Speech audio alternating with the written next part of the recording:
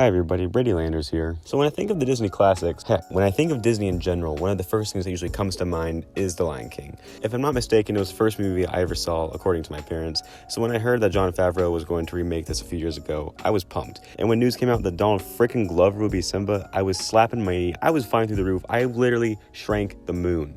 Then, years later, I saw the movie, and instead of giving us a new, fresh take on this already established, fantastic world, we get some watered-down, halfless version of what is supposed to be The Lion King, with a new graphics card to put it in a gamer perspective. Now, don't get me wrong here, I don't necessarily hate this movie. I just thought this was the most unnecessary film I've ever seen, and I don't usually like to be this negative, but I gotta be real here. So let's break this down even further, starting with So yeah, the music is fine here. It's really nothing to be amazed by since we've already listened to the exact same soundtrack 25 years ago. It still sounds great. It's not tapered down or anything for this new telling. Yeah, if anything, the soundtrack kind of helps out the movie from Beyonce and Friends. That gives us something a little different than just watching and listening to the exact same thing that we heard last time. Yeah, honestly, easily the worst part about this movie is the lack of depth these characters have, with the exception of Timon and Pumbaa, who I surprisingly enjoyed, and they offered the majority of the laughs in this movie.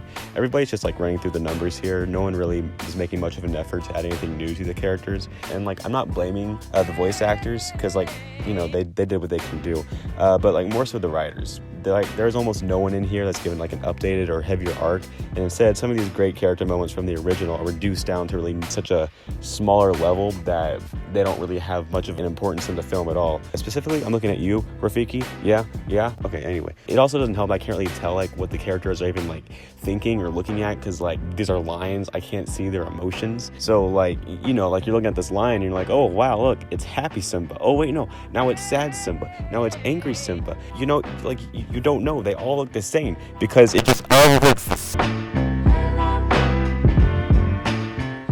Okay, time for something positive now. So yeah, by far the best part about this movie was the effects. Goddamn, everything was made in a computer. That is unreal. That blows my mind. It makes The Jungle Book look like chump change, let me tell you. And that's how much good I'll say about that. Here's the thing. It looks amazing, but with a sense of hindsight, I feel this will not really hold up that well. Here's a really horrible example that I apologize in ahead for. So do you remember that really awful Scooby-Doo movie from 2002? Whenever I watched when I was really little, I was terrified by it because of how scary those monsters look. But then when you watch it 10 years later, you're oh my god, that looks terrible. So yeah, that, but with The Lion King. So yeah, that's kind of where I stand right now. This film, although a huge spectacle to the eye, and in parts, some of the nostalgia does hit for me. But besides that, it was just dull, and I'm probably never gonna watch it again. And one thing I didn't really focus too much on is the talent in here and how much it was underutilized, specifically with Donald Glover. He's one of the best people working today in any of the fields: music, television, film, you name it, he's done it. And what they're doing here is so disappointing. Why was he even in here? Honestly, I do not know. I think you could have gotten anybody. It just felt no one in here in this production really felt they need to tell someone that they are literally making a shot-for-shot replica of this film.